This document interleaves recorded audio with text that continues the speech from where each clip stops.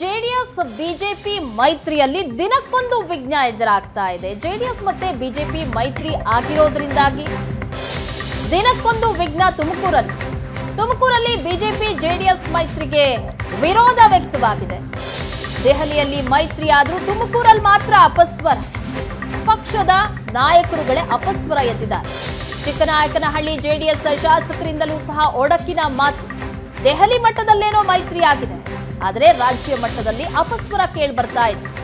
Chiknayakanahalli JDS ಶಾಸಕರಿಂದಲೂ ಒಡಕಿನ ಮಾತು ಕೇಳ್ಬಂದಿದೆ. ಮೈತ್ರಿ ವಿರೋಧಕ್ಕೆ ಕಾರಣವಾಯಿತು ದೇವೇಗೌಡರ ಸೋಲು. 2019ರ ದೇವೇಗೌಡರ ಸೋಲನ್ನ ಜೆಡಿಎಸ್ನ ಶಾಸಕರು ಪ್ರಸ್ತಾಪ ಮಾಡಿದ್ದಾರೆ.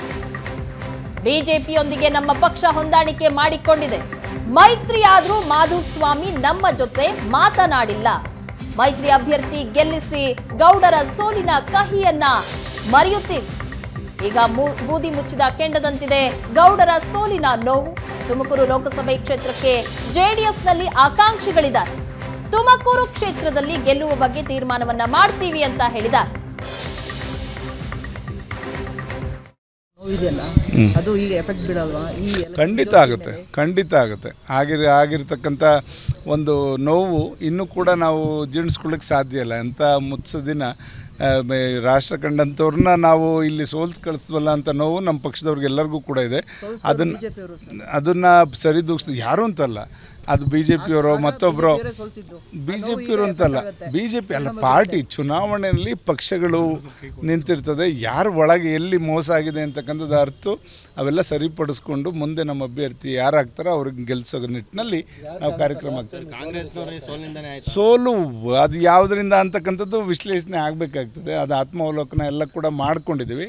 ಎಲ್ಲೆಲ್ಲಿ ಲೋಪ ಆಗಿದೆ ಅದನ್ನು ಸರಿಪಡಿಸ್ಕೊಂಡು ಮುಂದಿನ ದಿನಗಳಲ್ಲಿ ಆ ಲೋಪ ದೋಷಗಳು ಯಾವುದೇ ಹೊಂದಾಣಿಕೆ ಪಕ್ಷದಾಗಲಿ ಅದರಲ್ಲಿ ಆಗಬಾರ್ದು ಅಂತಕ್ಕಂಥ ನಿಟ್ಟಿನಲ್ಲಿ ಹಿಂದೆ ನಾವು ಕಾಂಗ್ರೆಸ್ನವರು ಹೊಂದಾಣಿಕೆ ಮಾಡ್ಕೊಂಡಿದ್ವಿ. ಆ ಸಂದರ್ಭದಲ್ಲಿ ಈ ವ್ಯತ್ಯಾಸಗಳಾಗಿದೆ. ಈಗ ಬಿ ಜೆ ಪಿ ನಮ್ಮ ಪಕ್ಷ ಹೊಂದಾಣಿಕೆ ಆಗ್ತಾಯಿದೆ. ಆ ಸಂದರ್ಭದಲ್ಲಿ ಆ ಲೋಪದೋಷ ಏನು ಹಿಂದೆ ಆಗಿತ್ತು ಅದು ಆಗದ ರೀತಿಯಲ್ಲಿ ನಾವೆಲ್ಲ ಕೂತು ಚರ್ಚೆ ಮಾಡಿ ಎಲ್ಲರನ್ನೂ ಒಟ್ಟಿಗೆ ತೊಗೊಂಡು ಹೋಗುವಂಥ ಕೆಲಸ ಮಾಡಲಿಕ್ಕೆ ನಾವು ಮುಂದೆ ಪಕ್ಷ ಏನು ಯಾವ ಸಿದ್ಧಾಂತದ ಮೇಲೆ ಯಾವ ಒಂದು ನಿಲುವಿನ ಮೇಲೆ ಮುಂದಾಲೋಚನೆ ಇಟ್ಕೊಂಡು ತೊಗೊಂಡಿದ್ದಾರೋ ಖಂಡಿತ ಅದನ್ನು ಅವಲೋಕನ ಮಾಡ್ಕೋತಾರೆ. ಪಕ್ಷ ಕೂತ್ಕೊಂಡು ಅದನ್ನು ಪಕ್ಷವನ್ನು ಉಳಿಸ್ತಕ್ಕಂಥ ಕೆಲಸ ಆಗಬೇಕು. ಆ ನಿಟ್ಟಿನಲ್ಲಿ ನಾವು ಇವತ್ತು ಈ ಮೈತ್ರಿನಲ್ಲಿ ಹೋಗುವಂಥ ಕೆಲಸ ಆಗಬೇಕು. ನಾವು ಈಗಾಗಲೇ ವರಿಷ್ಠರ ಜೊತೆ ಚರ್ಚೆ ಮಾಡಿದ್ದೇವೆ.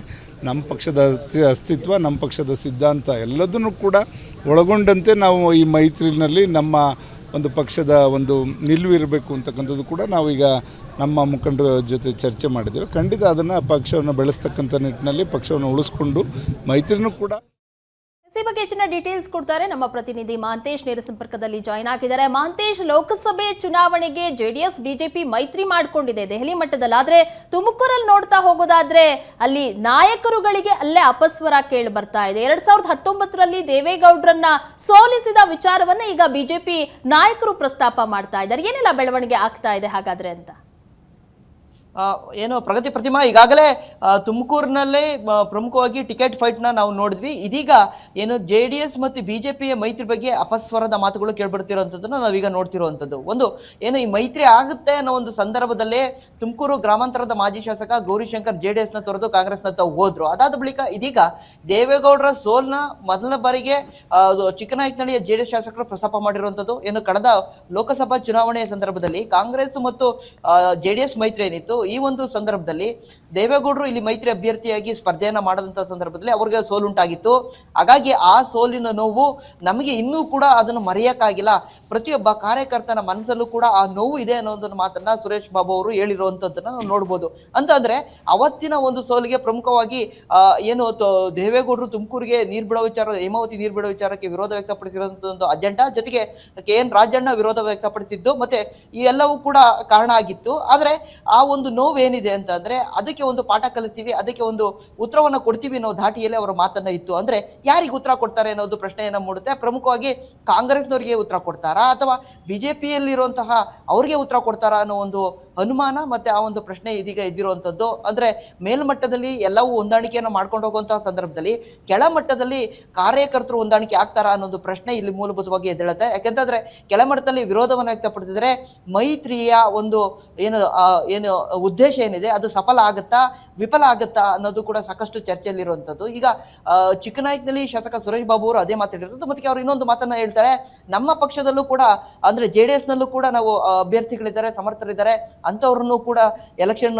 ಆಕಾಂಕ್ಷಿಗಳು ಕೂಡ ಇದ್ದಾರೆ, ಅವ್ರನ್ನ ಚುನಾವಣೆಗೆ ನಿಲ್ಲಿಸುವಂತಹ ಪ್ರಯತ್ನ ಕೂಡ ನಾವು ಮಾಡ್ತೀವಿ. 8 ಕ್ಷೇತ್ರ ಬರುತ್ತೆ ತುಮಕೂರು ಲೋಕಸಭಾ ಏನು ವ್ಯಾಪ್ತಿಗೆ 8 ವಿಧಾನಸಭಾ ಕ್ಷೇತ್ರಗಳು ಬರ್ತವೆ. ಆ ಎಲ್ಲಾ ಕ್ಷೇತ್ರದ ಮುಖಂಡರ ಜೊತೆ ನಾವು ಕುಳಿತು ಚರ್ಚೆಯನ್ನ ಮಾಡ್ತೀವಿ ಅನ್ನೋ ಒಂದು ಮಾತನ್ನ ಹೇಳಿರುವಂತದ್ದು. ಅಂದ್ರೆ ಒಂದು ಕಡೆ ಮೈತ್ರಿ ಅಭ್ಯರ್ಥಿ ಕೇವಲ ಬಿಜೆಪಿ ಅಲ್ಲ, JDS ಇಂದಲೂ ಕೂಡ ಬರ್ತಾರೆ ಅನ್ನೋದು ಒಂದು ಮಾತಾದ್ರೆ, ಮತ್ತೊಂದು ಕಡೆ ಏನು ದೇವೇಗೌಡರ ಒಂದು ಸೋಲಿನ ಒಂದು ಪ್ರಸ್ತಾಪವನ್ನು ಇದೇ ಬದಲ ಬರಿಗೆ ಮಾಡಿರುವಂತದ್ದು ಸಾಕಷ್ಟು ಒಂದು ಮೈತ್ರಿಗೆ ಸಾಕಷ್ಟು ಏನು ಆತಂಕ ಮತ್ತೆ ಕಳವಳಿಯಾದಂತಹ ಒಂದು ಬೆಳವಣಿಗೆ ಆಗಿರುವಂತದ್ದು. ಹೀಗಾಗಿ ಮುಂದಿನ ದಿನಗಳಲ್ಲಿ ಈ ಒಂದು ಭಿನ್ನಾಭಿಪ್ರಾಯ ದೊಡ್ಡ ಮಟ್ಟದಲ್ಲೇ ಆದ್ರೆ ಆ ಒಂದು ಮೈತ್ರಿಗೆ ಒಡಕುಂಟಾಗುತ್ತೆ ಅನ್ನೋ ಮಾತುಗಳು ಕೂಡ ಕೇಳ್ಬರ್ತಿರುವಂತದ್ದು. ಪ್ರತಿಮಾ ಮತ್ತೆ Pragati. Yes, thank you so much Matesh ತಮ್ಮೆಲ್ಲ ಮಾಹಿತಿಗೆ. ಒಟ್ಟಾರೆ ತುಮಕೂರಂತೂ ಬಹಳ ಕುತೂಹಲ ಮೂಡಿಸ್ತಾ ಇದೆ. ಜೊತೆಗೆ ಲೋಕಸಭೆ ಸಂದರ್ಭದಲ್ಲಿ ಈ ಮೈತ್ರಿ ಕಡೆಯಿಂದ ಎಲ್ಲೆಲ್ಲಿ ಹಾಗಿದ್ರೆ ಟಿಕೆಟ್ ಹಂಚಿಕೆ ಆಗುತ್ತೆ ಅನ್ನುವಂಥ ಕುತೂಹಲ ಜೋರಾಗಿರುವಂಥದ್ದು.